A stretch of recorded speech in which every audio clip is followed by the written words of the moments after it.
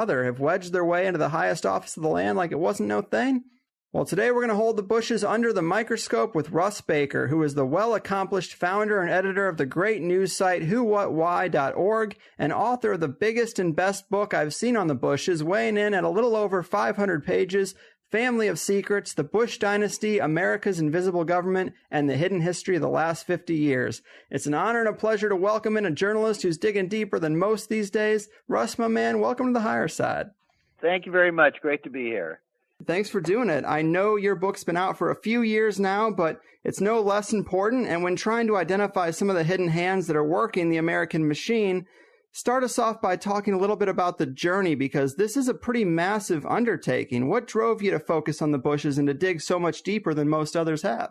Well, it goes back to 2003 as the Iraq War was about to get underway, and I could see that the Bush administration wanted to go to war, and it was clear to me that they were creating a justification. I couldn't understand why the press couldn't see it. 2004, I was covering Bush's reelection, sort of astonished at the fact that despite his having clearly lied about the basis for the war, that there he was running for reelection and doing pretty well. And I saw how he was able to suppress various potential scandals about himself, and also to put on the defensive John Kerry, a man who otherwise should have dominated that election, especially since it was coming out that Bush's Vietnam War record was very questionable, and Kerry was known to have been on a swift boat and in very dangerous service. And so I was surprised at how well the Bushes did to sort of bottle up their problems and put Kerry on the defensive. And I did some reporting on that in 2004. That got me more and more interested in the Bush family itself, and I began saying, how are they able to bottle all these things up? That then got me trying to ask questions about them and their own trajectory to power, the larger constellation of people who supported them, abetted them, were behind them. And that just got me asking questions. It led me to look not just at George W. Bush, but at his father, George H.W. Bush, and then at the grandfather, trying to understand the whole family's remarkable relationship to American history. And that really was an open-ended inquiry, led to the 5 years that I spent on Family of Secrets. And so obviously we know the Bushes are a multi-generational dynasty. How far back were you able to take this family? I went back quite a few generations. The first indications I saw of a fledgling power center go all the way back to the sort of mid-1800s. And I can't remember how much of this ended up in the book or on the cutting room floor because I just had so much good stuff. But basically, I saw an ancestor who had relocated to Rochester, New York, where he became a town clerk and befriended somebody who was involved with the founding of Skull and Bones. And that was very, very important to me. And then the son of that man, say it was the son or the grandson, was a minister to some of the wealthiest congregations in America. He really got to know all the right people. And there were indications that he himself may have been involved in the Navy with early intelligence work. So he already showed a guy by the name of James Bush, Reverend James Bush. And then we go to his son. So we get pretty quickly to the Bush, who then moves to Columbus, Ohio, where he gets into the manufacturing of parts for the railroad industry and gets hooked up to not one but two branches of that's a Samuel Bush of the Rockefeller family. That's where we start seeing that level of connection very visible. And that man himself gets sent to Washington to become the main point man for the procurement of small arms for World War I. He has been chosen by these dynasties, the DuPonts and what have you, who own these giant arms manufacturing companies and want to make sure that the U.S. does get into World War I and that their products are in play. There are also families like the Rockefellers and so on who are looking strategically at the spoils, looking at the tremendous oil supplies to be had. Places like Azerbaijan, became part of the former Soviet Union. And so see generation after generation, then Samuel Bush's son Prescott Bush, who goes to school at Yale and is in Skull and Bones and befriends the Harriman brothers, and they then go into business with an investment banking firm called Brown Brothers Harriman, which becomes one of the major private and very discreet banks of the super wealthy, with operations all over the world, including tentacles into the bankers that bankrolled Adolf Hitler. And so it's quite an astonishing journey for that family, and it's a family that themselves were never really all that wealthy, but they certainly were powerful, and they certainly were the go-to people for those who were extremely wealthy in terms of being able to carry out their agendas. Yeah, and you do such a great job in the book. And I love those earlier threads because they are kind of the hardest to get a hold of. But from listening to your previous interviews and reading the book, I've heard that their family goes back to someone being an informant in the Civil War. One ancestor was burned at the stake as a witch. Another one was made to walk the plank by pirates. So some people have been kind of wise to their game over the years, it seems. It's an interesting story. I think there's another book in going back to the very, very early family history, certainly. Mm-hmm. And, shows like this call it conspiring and business circles call it networking, but that really has been one of their key tools, hasn't it? That's right. I mean, I think most successful people understand the singular importance of connections, and what some people call conspiracy, I think, is really the ultimate in working connections, developing working connections, maintaining those networks and those relationships. And the Bush family was absolutely unsurpassed. By the time you got to George H.W. or Poppy Bush, he really was evincing this in the form of things like his Christmas card list, which I'm trying to remember what it had. It's tens of thousands of people would get Christmas cards from them every year, but they just maintained these tremendous networks. Most of us, may talk to a few of our relatives or something, but I mean, they stayed in touch with every single one on every level. The Kennedys also were fairly good at it, but the Bushes really were just totally unsurpassed in keeping track of everybody they'd ever met. And not just that, but of course, there are the ways in which these people cooperate. So you see the joining of the various kinds of associations, some of them overt, some of them covert. You see them running certain channels into certain kinds of military service, more elite. People like Prescott Bush appears to have worked in military intelligence in World War I, just like his grandfather in the Navy. And so you see those kind of patterns. You see them joining the social groups. In many cases, these kind of quasi or fully Masonic enterprises. You see them certainly in their business ventures, in the choices of the people that they married, very similar to what the royal families of Europe would do. Careful calculations in that regard. And so they really work that to the maximum. And this, of course, is exactly the sort of framework which enables you to do things outside of the public eye. Mm-hmm. And you mentioned Brown Brothers Harriman, and that is one of the pieces of the puzzle that I knew least about, and it was one of the key questions I had for you. I wrote down a quote from your book where you say that understanding the role of Brown Brothers Harriman is central to understanding the Bush legacy and the vast, if unprecedented, influence of the Bush's inner circle. Can you elaborate on them at all? Is there anything more to say on that other than, of course, they financed the German side of World War II to an extent? Yeah, I mean, Brown Brothers Harriman was originally the Brown Brothers Bank, and this came out of the mills of England. They came to America. They were involved in all sorts of things, in cotton trade, some connections to the Confederacy, and they ended up banking on the East Coast, Baltimore, and then other places. And this was a very important pillar of the Anglo aristocracy connections into America. And then the Harrimans were this railroad dynasty, and when the old man E.H. Harriman died, his two young sons at that time in college took over this whole thing, and they had all of this money and all of this corporate power, and were not sure what to do with it. And they then brought in a man named George Herbert Walker, and this was the father-in-law of Prescott Bush, and he was a prominent investment banker based in St. Louis. He was actually one of the most important money figures in America, though very little known in general.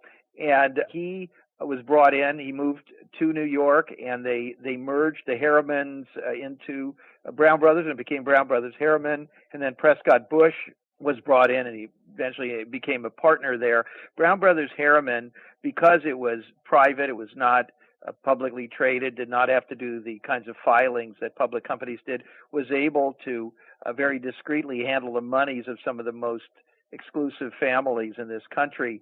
And the Brown Brothers, if you go back even before it was Brown Brothers Harriman, it was already involved in shaping much of American policy. You can find I believe it was a 1922 issue of The Nation magazine. The cover story was it was called The Republic of Brown Brothers, and it was about how they were so influential. They were almost like a country unto themselves. They could get the U.S. government to invade Nicaragua when their clients, companies like the United Fruit, Standard Fruit, and what have you, were threatened. Their interests were threatened by the peoples of those countries who were put upon rather severely, virtually enslaved, working under horrible conditions. The governments of those countries throughout Central America, much of South America, were really what they called these banana republic governments. They were often put into power and sustained by the forces like United Fruit and so on, and in turn outfits like Brown Brothers Harriman, and then major corporate law firms of the sorts like Sullivan and Cromwell, the firm out of which Allen and John Dulles came. And this is how all these people got to know each other. And then, of course, you see John Foster Dulles becomes the Secretary of State under Eisenhower. His brother Allen becomes the most influential director of the early Central Intelligence Agency. He's a close friend of Prescott Bush. And so all of these entities are fundamentally focused on protecting the wealth and the interests and the power of this relatively small number of families that were and continue to dominate America. Yeah, it is a fascinating story how they do this. And you mentioned Yale and the Skull and Bones Society, which is, that bullet point is about as far as a lot of people dig when it comes to these connections. They know that he was in Skull and Bones, but that's about it. And that is an organization built for high-level networking. Did Skull and Bones come up beyond just a club they were in while in college? You know, I certainly, it's a secret society, and they're all sworn not to reveal too much about the details. There are several books on Skull and Bones. My sense was that, you know, people poo-poo these things, and if you start talking about them, they kind of try to make fun of you. But what I always say is, look, the people who were members didn't think that it was something to be poo-pooed. They put great store in getting in and being a member. They thought this was extremely important. Now, unless you want to dismiss them as silly people, those who went on to becoming some of the most powerful and influential people in America, I think we ought to take it seriously and respect it. And what it was, well, that's hard to say what it is. That's hard to say. I think certainly people join these things for a sense of belonging, just like they join fraternities and sororities. They want to be accepted by elites. They want to get a leg up. There's a sense of, you're special. You're the elect. Mm-hmm. And so you join, and you have to make certain sacrifices. You have to presumably do certain rituals. In many cases, Skull and Bones, and in others, humiliate or debase yourself to prove how badly you want to be in. And then you swear oaths of loyalty and of secrecy. And of course, once you've done that, that's a lifelong thing.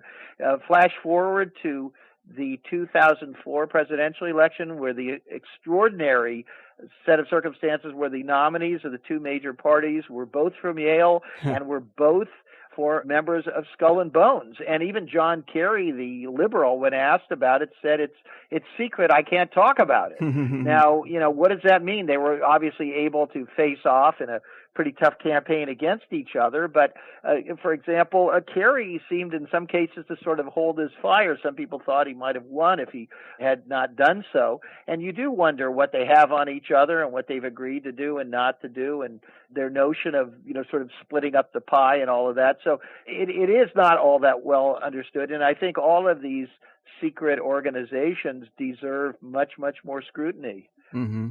Yeah, I mean, obviously, from what I've heard, blackmail plays a huge role in these secret societies. You know, you get somebody to do something embarrassing, like you mentioned, or something uncouth, and then if you put that person into a position of power years later, you've got that dirt on them. So if you put people in powerful positions and then you stay in the shadows, you can get them to do a lot to not have those dirty secrets from back in the day revealed.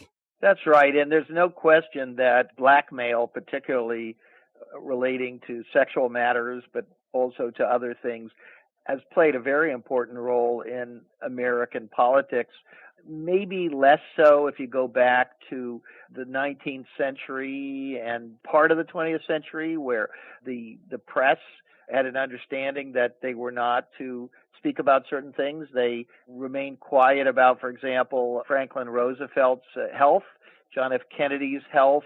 There were many, many things they did not talk about. Many, if not most of the presidents had lovers, and they did not talk about that. At some point that changed, and as that began to change, all bets were off, and because America is sort of famous for its somewhat Victorian mores in public, at least, this put these people very much on the defensive, and they understood that if they were to get into power or remain in power, that they could not afford for any of these things to come out. So yes, blackmail, very, very important. And all we have to do is look at people like Gary Hart and John Edwards and Ted Kennedy, and we can go on and on and on. I mean, these things, when they came out, really damaged them, kept them from becoming president. So the ability to ensure that whatever there was about you that perhaps made you all too human, to make sure that did not come out, I think was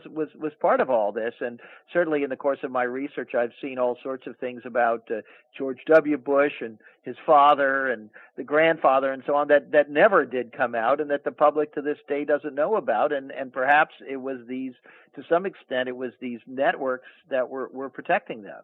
Mm-hmm. Yeah, and there are some great revelations in the book. Obviously, we're going to get to them. But one more question about kind of the older generations and wealth creation. Tell us about Dresser Industries. This is one of the places where Prescott seemed to make at least a little bit of his money, as I understand, right? Yeah, Dresser Industries went back to the early days of the oil industry, and it was what became known as an oil services company. It didn't actually prospect or drill for oil or refine petroleum products. It provided all kinds of other things, from well drilling equipment and derricks and what have you, drills and so forth. And Brown Brothers Harriman took over, bought out Dresser Industries, and then they appointed a friend of Prescott Bush to run the company, a fellow by the name of Neil Mallon. And you see these names again and again, just like George Herbert Walker becomes the name that goes throughout the Bush family. They even do it with some of their friends. So George W. Bush's brother Neil, his name is actually Neil Mallon Bush. Right. So they named him after this friend of the family, Uncle Neil, who really wasn't in the family at all. And Neil Mallon, was just basically told that he would run this company. There's a story in my book, Family of Secrets, about that, where he comes back from, he's young and he's climbing mountains and traveling around Europe and carefree, and they just call him in and say, okay, now you have to run this company. And it's kind of amazing to hear those stories. There's another one with Dick Cheney, where Dick Cheney was, la-di-da-di-da, and he's out on a hunting trip. And while he's out hunting, some of the other people on the trip are at the lodge, and they've decided that he's going to take over and run another company called Halliburton. And eventually, by the way, Dresser and Halliburton become merged and part of the same company. And so these are the untold stories of the infrastructure of so much of American industry and how these things are connected. Now, Dresser Industries interested me a great deal because I saw the role that it played very much as a cooperative entity with the American intelligence apparatus. And Dresser Industries not only provided cover for people working in intelligence. I found documents where they were briefing or talking to people in the CIA, including Alan Dulles, about various enterprises in the Caribbean, dealing with Castro and what have you. And they also provided a job for a young George H.W. Bush when he was starting out. And I guess we'll get into that later, but ended up that was essentially a kind of a no-show job that was cover for him so that he could do intelligence work.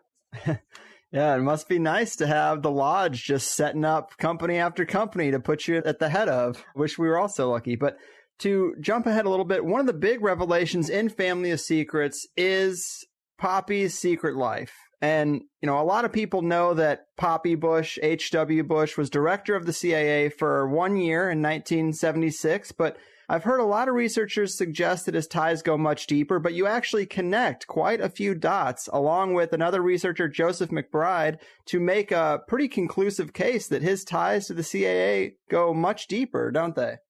Yeah, I mean, McBride and one other person had found some obscure, overlooked documents, memos that referenced a George Bush as being in the CIA in some capacity, dating back to 1963, at the time of John F. Kennedy's assassination. And these stories came out in the late 80s as George H.W. Bush, then vice president, was about to be anointed president.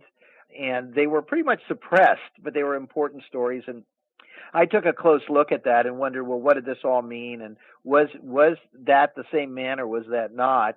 Through my research, I concluded that, in fact, it was the same man, that he had, in fact, been involved with intelligence work, not just in 1976 when Gerald Ford appointed him CIA director as a supposed neophyte with no background or particular qualifications to be CIA director. That never made any sense to me. I started looking at that separately and on my own, saying, why was this guy made CIA director? And that's when I really started looking at these documents that these others had unearthed and trying to do what I could to figure out what he was doing and what his trajectory was. And that got me into looking at some of the early papers of his own oil company called Zapata Oil, and concluding to my own, and I think most people's satisfaction, that the company was little more than itself a cover entity for espionage work.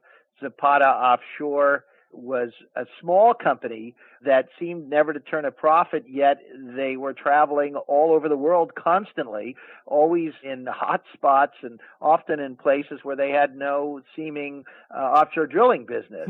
And I could see what that was, and I began to map out George H.W. Bush's connections to all these other fellows who also had gone to these Ivy League schools and grown up together, and there was no question that they were very important, very high-level CIA people.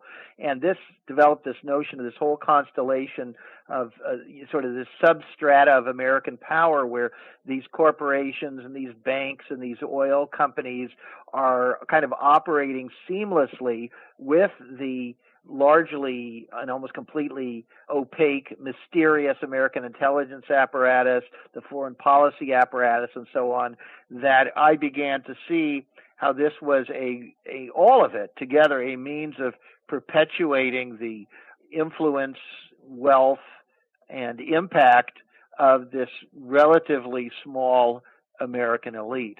Mm-hmm. And with the CIA connections, it's really interesting because something you talk about in the book that I hadn't really considered is that before there was an official CIA or Office of Strategic Services, major companies had their own private agents and spies. So it makes perfect sense that when these government agencies opened, they'd hire some of these agents. And that's problematic right from the start, isn't it?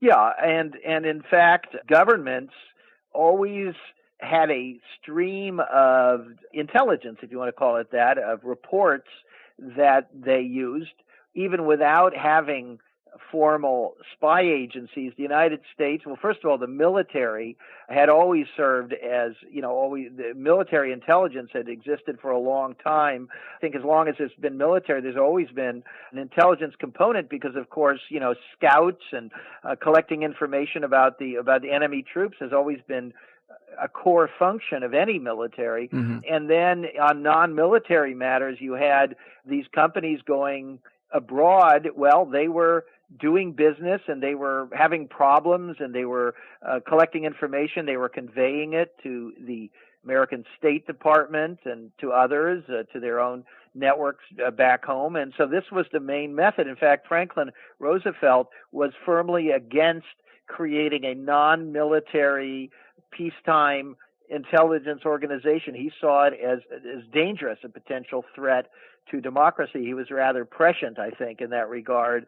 But yes, there are these informal networks, and then what happened was the great American corporations, the Ford Motor Company, Coca-Cola, Pepsi-Cola, which United Fruit, and so on. They were doing essentially their own intelligence gathering, and of course, they had their operations all over the world and their relationships with these leaders and dictators.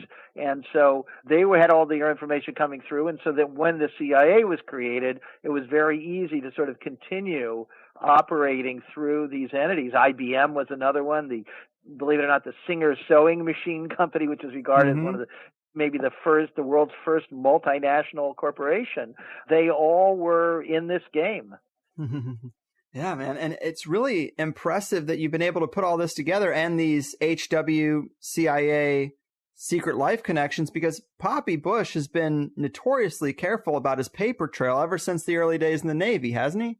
He has, and there's a story in Family of Secrets about that. I guess you recall that he had produced some sort of a report, and he sent it in, and he wrote down a bunch of stuff, and he was excoriated by his commanding officer, who said, "Don't ever put this stuff down on paper." And he certainly took that to heart, and he became a very, very secretive man, and so secretive that he knew how to he went to great extreme measures to sort of not be implicated in much of anything. And we see this playing out in matters like Iran-Contra, where in all likelihood he was a key figure, an instigator, whatever you want to call it, the Bay of Pigs invasion, where it appears that he was an important figure there. And then as I get into my book, indications that something was afoot. Dallas in 1963 that George Herbert Walker Bush again was part of, but he was so careful. And what I do in Family of Secrets is I go through some instances where we can actually unravel that despite his care, we can see where he's creating alibis and misleading paper trails and so forth. But in the end, of course, those things are also the things that show what he was really doing. Mm-hmm. And you had mentioned Zapata Oil, and his partner in starting that up was a guy named Thomas Devine, and he very much was a CIA employee, so you can definitely tell there was an early connection to some degree. And I actually was really impressed how personally involved you got with this investigation. You actually called Thomas Devine up yourself, and outside of a little back and forth, he was instructed by HW not to cooperate, right? That's right. He actually, at this point he was, I guess, well in his 80s or something, and he just, when I called him, he didn't deny anything. He sort of was very careful. He said, "Oh, I see, and what is this about? And well, let me make some calls and get back to you." Which is exactly what you expect the consummate intelligence officer to do. He was sort of unflappable. Had no reason to know that I was going to call him. But then he actually asked me whether my book was authorized or approved. And I thought that was very interesting because, of course, the establishment, and this is one of the main themes in Family of Secrets in my work throughout my career, and a key point that we focus on with our news site, whowhatwhy.org, is about how the public perceptions are manipulated through a controlled media. And we see this in the form of the book publishing industry. That's one component of it, where, for example, a book came out not that long ago by the former editor of Newsweek, and it was very much an authorized biography of George H.W. Bush. Even though my book was already out for a number of years, even though it's a bestseller, he completely ignored all of the revelations in there and went back to the old stories, all the old phony stuff that the Bushes have been putting out. And of course, he, unlike me, was invited on to all the major television shows and radio, and they staggeringly, and this is revealing about the fundamental corruption of the media, and not just the media, but academia and book publishing and so forth, that they are perfectly able to just look the other way and act like none of this scholarship or research has been done, play the game, and have these kinds of people on there with their mythologies. And so, they don't go and call the Thomas Devines and ask George Herbert Walker Bush what he was doing on November 22, 1963 in Dallas, and why he was having lunch that week with a man named Alfred Ulmer, an old friend of his who was the former CIA bureau chief in a number of countries when there was a military coups and when there were attempts to overthrow leaders who the U.S. Disapproved of. None of that ever seems to make it into those books that are the only ones that most people hear about, because they hear about almost all this stuff not through shows like yours, but through the traditional media. Right. And that is a component we've been looking at a lot recently, this PR machine that these elites have. Rockefeller had a great one, and the Bushes are obviously no different. But I think a lot of people think these books are just kind of ego service, but clearly they're more than that. They use these books to kind of fudge their backstory and create their alibis in some senses. And you see this pretty clearly when it comes to their military record, especially in Poppy Bush's case, right? Yes, that's right. I mean, when I looked at his World War II service, and of course that he was a war hero, a decorated pilot who had survived the downing of his plane. This was all part of what they used when he ran for office. And as I began looking at that, I was fascinated with that story, because he was the pilot, his plane went down, his crew members died, and he survived. And of course, being a journalist, I said, I'd like to know more about the particulars there, because, the famous saying that the captain of the ship is to be the last one to leave. And I wanted to know more about it. And as I looked into it, I discovered that he had told several different dramatically conflicting versions of what had happened and why he had survived while his crewmates had perished. And in fact, also that other witnesses, including a man in the plane right behind his, disputed his story that his plane had been hit and badly derailed, and that he had no choice, crippled, but to bail out, and his story that when he bailed out, he thought everybody else had already left the plane. So that kind of story, and then of course people say, well, that's so distasteful. How can you question somebody's military record and their heroism? It's very, very selective, because of course they had no problem questioning John Kerry's record. Yet the fact is that John Kerry, volunteered for swift boat service, and whatever you want to say about that, that was incredibly harrowing type of work, and he did it. And yet they were able to raise questions about whether he was a coward and so on. And so it's a very cynical machine that makes some people suspect.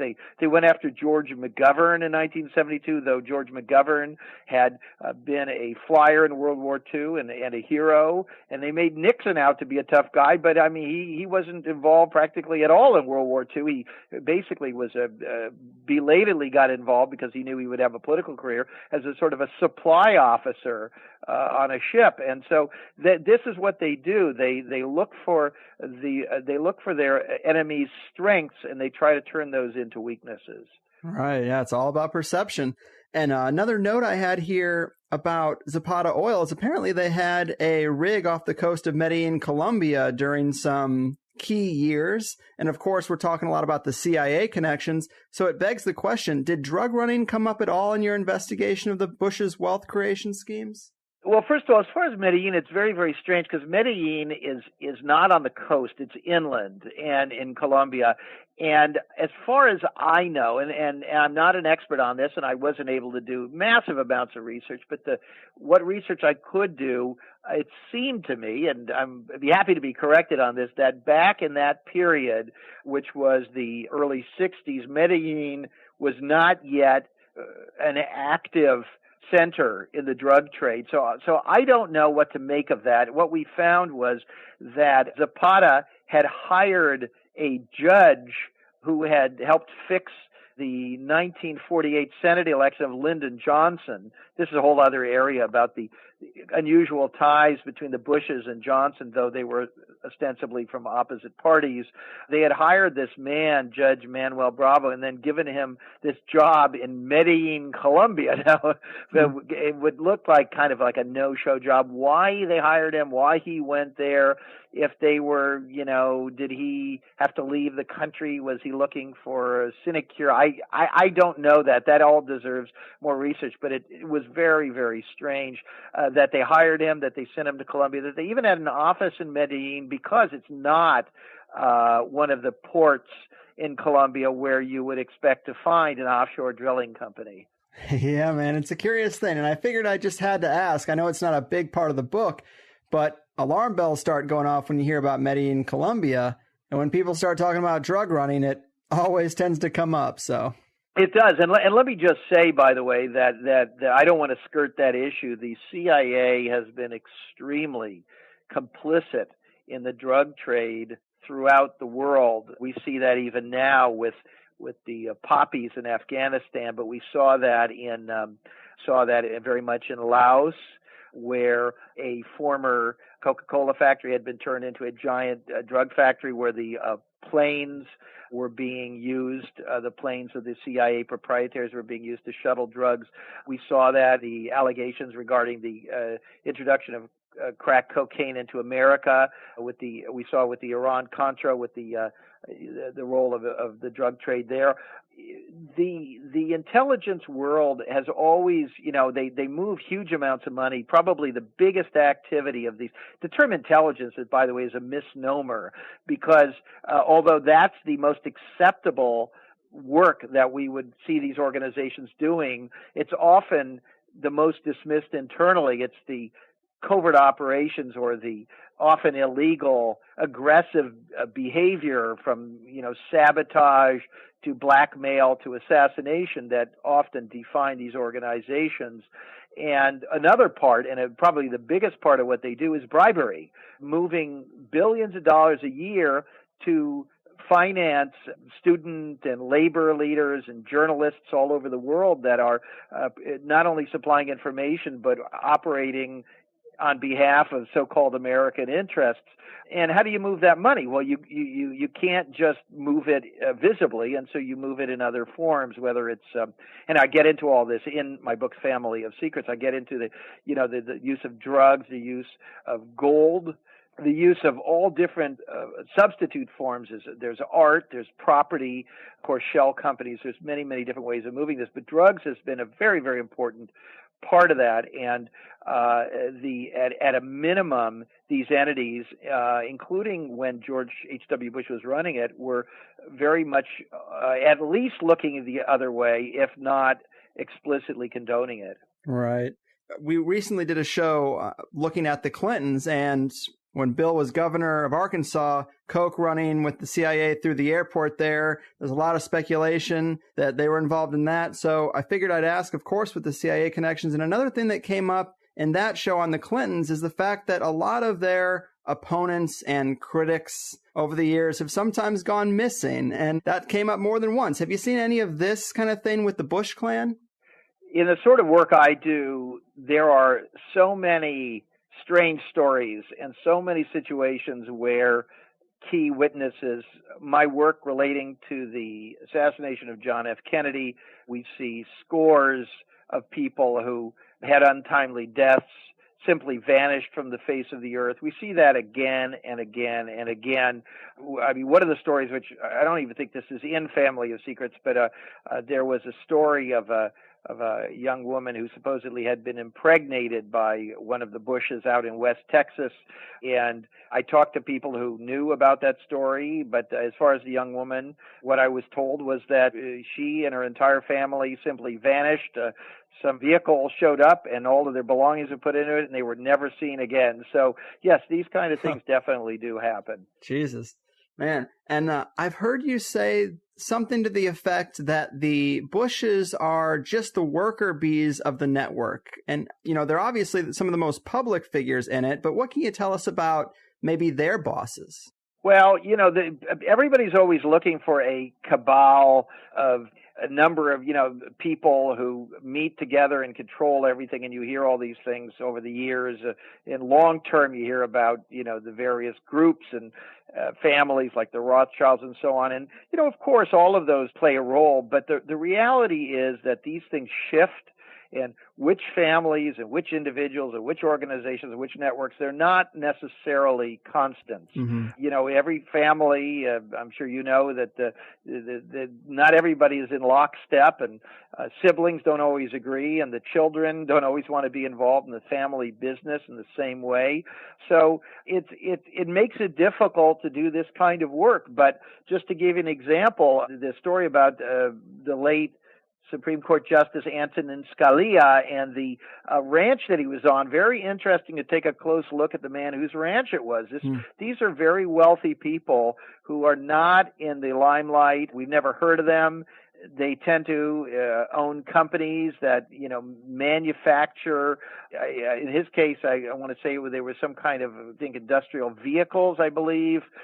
We don't think about a lot of those industries, and, things like dresser industries. We don't think about oil derricks and drilling mud and those kinds of things. We even today, what do we hear about? We hear about the Bill Gateses, the Twitter billionaires, the people who make the devices and the products, the Apples that we use and that we revere. But our lives are made functional and comfortable by the air conditioning equipment, and the inside our phone are minerals that were mined by other companies, and who makes all kinds of things, the insulation in our houses.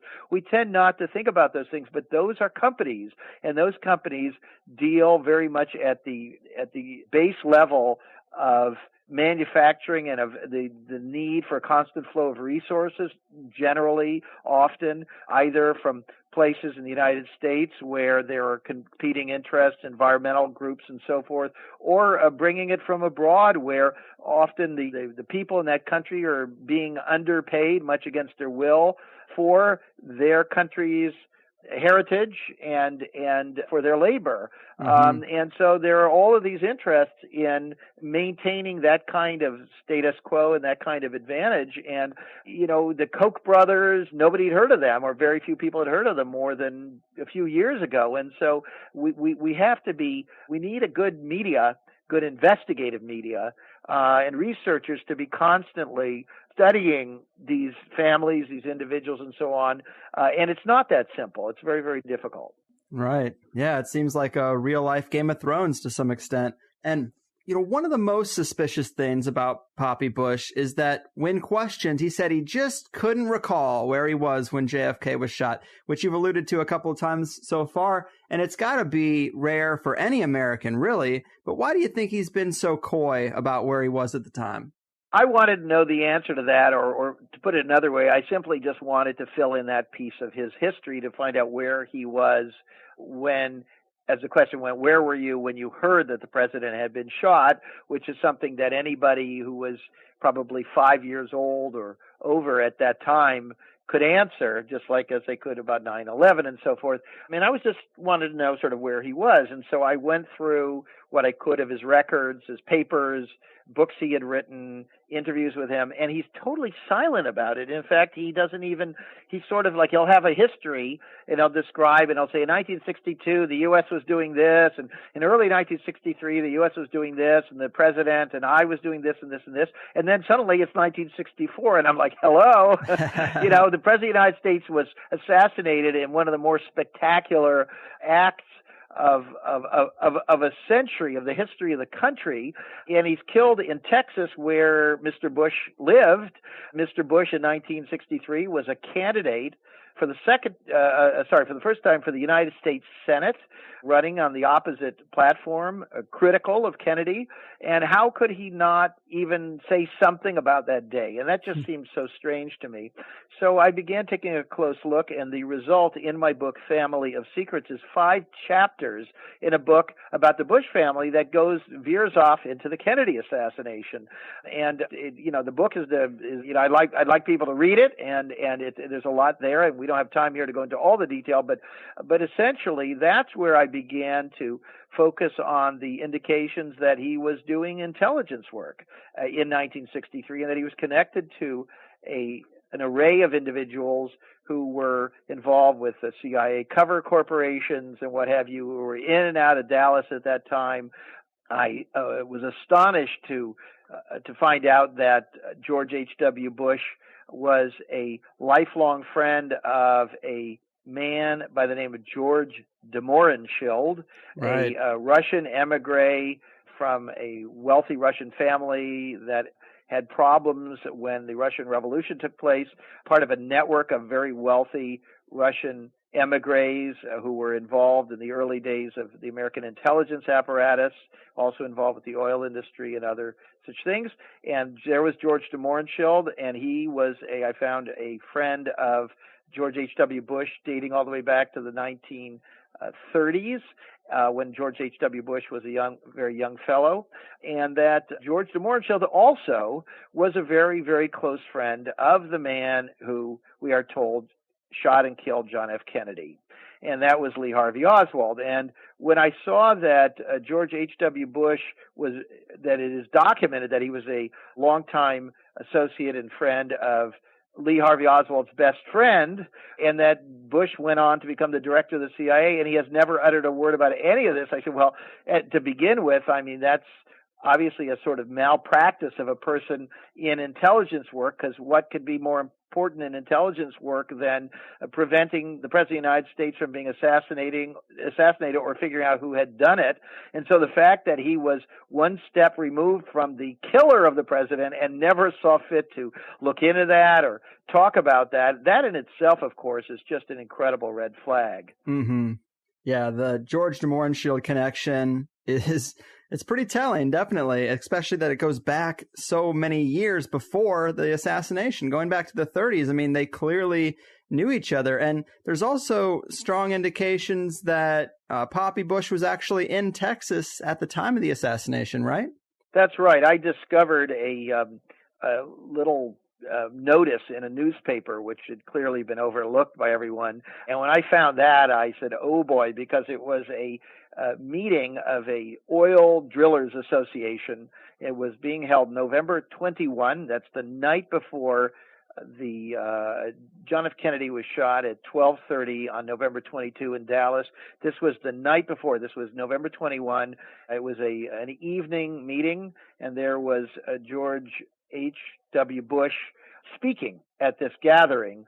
And so I was able to at least establish that he was in Dallas the night before.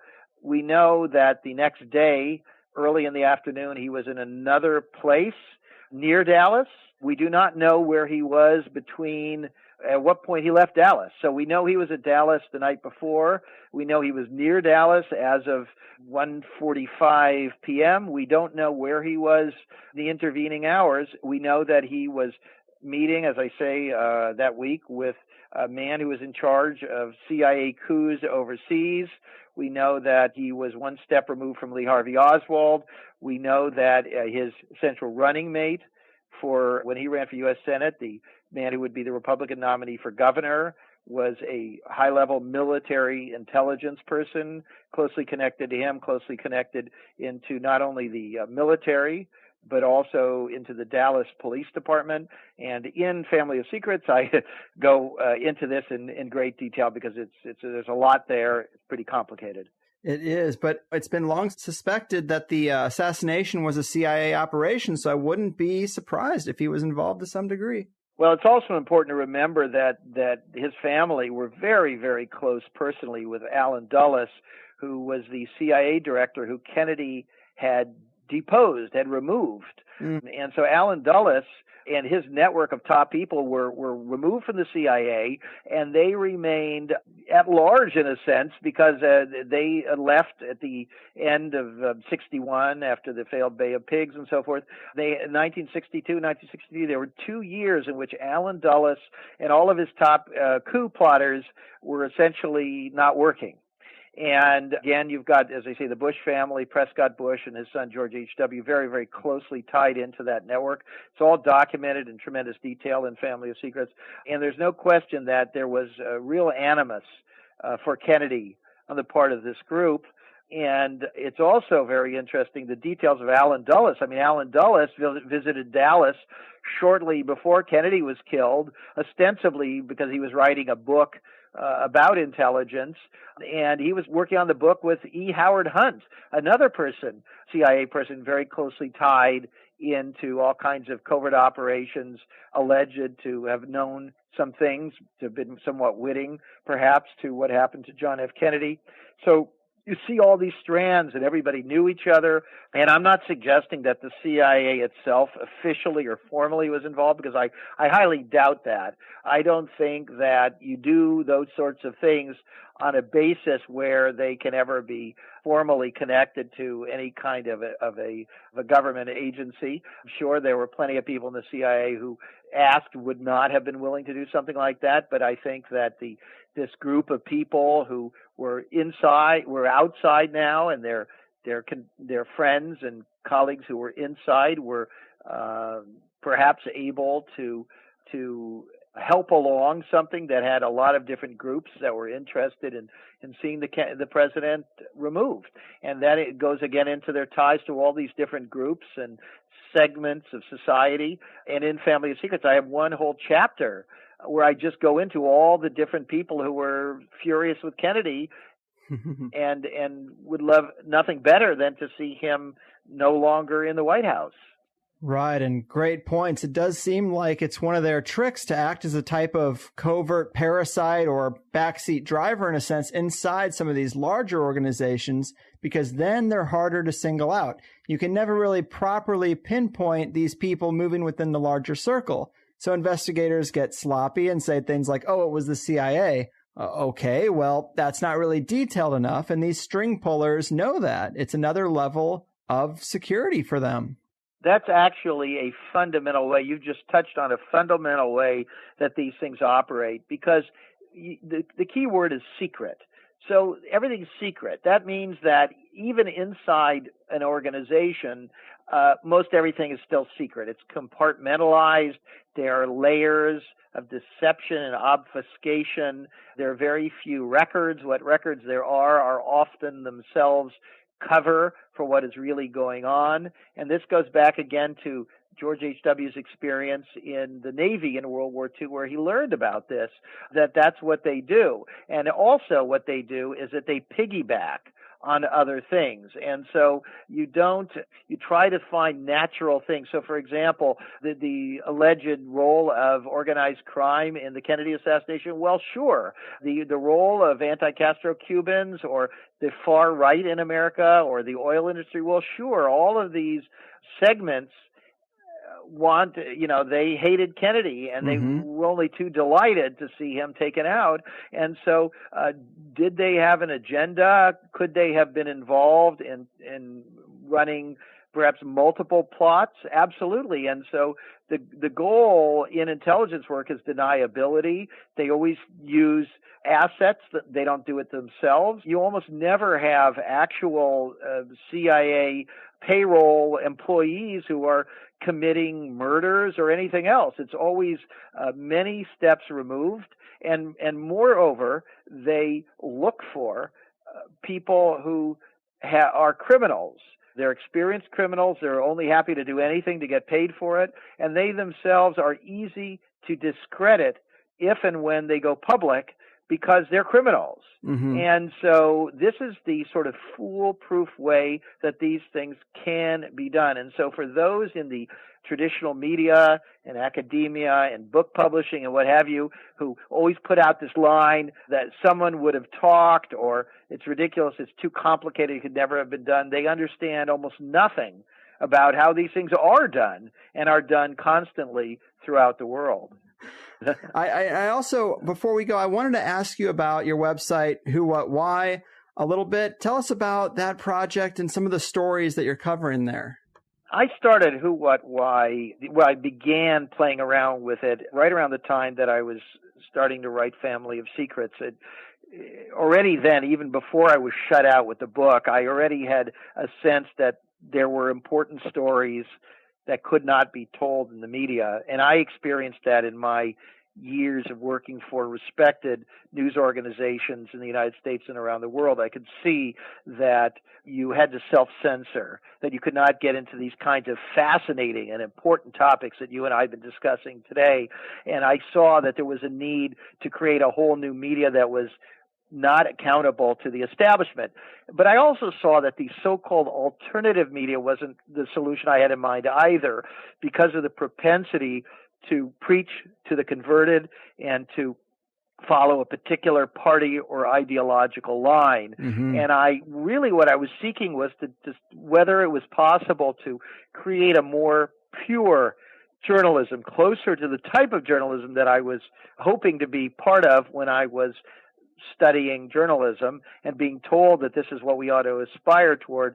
I looked for a journalism that was a combination of the best qualities of the so-called mainstream media and the alternative media, meaning as objective and as fair and as unbiased as possible going in to look at things, and open to any discoveries or outcomes regardless of whom it might offend, but at the same time being willing to draw conclusions and to not have false equivalencies between, on the one hand, powerful enterprises that are fundamentally self-serving and smaller entities that do have public-spirited missions that are, say, nonprofits and things. And we realize that we don't want to create equivalencies, that when a giant corporation says something, it may be true, but we understand that their job is to make money and to keep their positions, and that, sometimes when an environmental organization, someone else says something, it may be untrue or exaggerated or serving their own purposes, but that the missions of those two entities are fundamentally different, and we ought to look at them differently, and their biases and their agendas and so forth when we talk to them. And so we try to encompass all of these things and take them all into consideration. Who, What, Why is a nonprofit, and unlike a lot of nonprofits, we are not taking large sums of money from big establishment foundations. We also do not accept any advertisements of any kind. And so it is very difficult to do what we do, because every penny that we take in and every penny that we pay to our writers and our editors is donated by ordinary people, by Americans and peoples to a minor extent around the world, wherever they may be. There are people elsewhere who care about America having good journalism. It affects them too. But in any case, we have run it on a shoestring. We continue to run it on a shoestring. We're hoping that the donations from people who read our site will continue to grow and people will support us so that we can expand. We are expanding. We'd like to expand much more. We would like to become a major news organization, a first or second read, if you will, where people can go on a daily or even hourly basis when something happens in the world and they say, I want to know what's really going on, and I want to read quality work by skeptical, serious, fair-minded diggers. That's what we seek to do. We think it makes us not wholly unique, but largely unique in the totality of what we represent. We also like to combine that with liveliness, fun, bit of a sense of humor, edgy headlines and pictures. And we're going to keep on experimenting and introducing new concepts all the time. We welcome members of the public to get involved, particularly those who have any kind of professional skills that any organization, not just a news organization, can use. We welcome people in everything from social media to marketing to management to technology. We also welcome people who have skills in research or reporting or writing or editing or video, all of these kinds of things. We're going to grow it as a people-powered enterprise, and we hope and expect to be around for a very, very long time. Amen, man. Noble effort for sure. It seems like we have very similar philosophies in the way to do these kind of things, and that about does it for us. So informative, very insightful look at the Bush Dynasty, way more content than we could cover in just one conversation. I really do appreciate your time. Are there any new projects or websites to point people towards if they want to follow up on you a bit more? The elements are pretty simple. whowhatwhy.org, O-R-G, meaning we are a nonprofit. That's the website. We have a Twitter account at whowhatwhy. We have a Facebook page. We're also on some other social media platforms. We love it when people share our stories through any means at all. People can donate by going to the site. They can volunteer by going to the site. They can write to us by going to the site. I also have that book we talked about, Family of Secrets, which can be bought in bookstores or online, various forms, including hardback, paperback, ebook, audiobook. And I've got my own Twitter where I have my more personal reflections. That's at Real Russ Baker, R-E-A-L, Russ Baker. And I am working on a new book about the assassination of John F. Kennedy. It's been in the works for a number of years. I'm hoping it won't be too many more years before that is out. Awesome. Well, great. Russ, it's a pleasure talking to you. Keep doing the important stuff that other people won't, and take care of yourself out there. It is a dangerous game. Thank you so much. I really appreciate your interest and your thoughtful questions. Boom, people. There we go. Good times. Another show in the bag. I think I incorrectly said at the beginning whowhatwhy.com, but it's actually .org if you haven't figured that out yet. You can also look at the links that come with this show, and they'll take you right to it. But good episode, right? Russ does a lot of great stuff, but this book, Family of Secrets, is definitely my Bush family textbook now. It's over 2 inches thick, very well sourced. It's going to give you what you need when you start to forget the details of what's so bad about him, if such a thing were even possible. See, we've talked about Poppy Bush's involvement with the CIA and heavily speculated that it was an older and deeper relationship than the 1 year where he was director, but it's always good to go back and look at the evidence and the paper trail that verifies it. We don't want to be hyperbolic. We don't want to be overly speculative, because these are the things that make us look crazy and people don't listen. So I thought this was a return to just what we needed, and plus a guest who knows what he wrote and can have an educated conversation about it is key. This is where I tried to focus my next few guests after a few speculative UFO and life after death communication shows. They have a place, but I'd rather them be a once in a while type of thing rather than a type of topic and approach that defines us. I'd much rather have something like today's show be the standard. But I think this was a good time breaking down just how an elite family like the Bushes operates. And I'm sure there's obviously a lot more and a lot deeper we could go, and we will, since this obviously isn't the last time the Bush family is going to come up. But it does lay a nice base. So do check out whowhatwhy.org for Russ's further geopolitical analysis. Hit him up on Twitter. Let him know you like the show. We want the good guests to know they're not speaking into a vacuum. We do have people listening out there, right? I think so. And speaking of listeners, I do appreciate your time, and I try to be a podcast that doesn't waste it. Some shows are heavily speculation, but I still want to go there. I've heard a few people talking on various podcasts lately, and they mock conspiracy theorists and say that they want their standard to be things that we know to be absolutely true. And that's a ridiculous Catch-22 standard, because they cite things like the Gulf of Tonkin incident or Operation Northwoods. And yeah, those are great pieces of evidence that there's a hidden hand manipulating events. But these things are so old, and the only reason that you feel comfortable talking about them is because they've been verified by the official source. So where does that leave a person like this on something like 9/11? You're just going to wait until 2045 where the government finally comes out and says, yeah, we did that. Because that day might come. When enough time goes by, after a few generations, it's all new people, and they don't really feel responsible for the crimes of old, and sometimes they come out.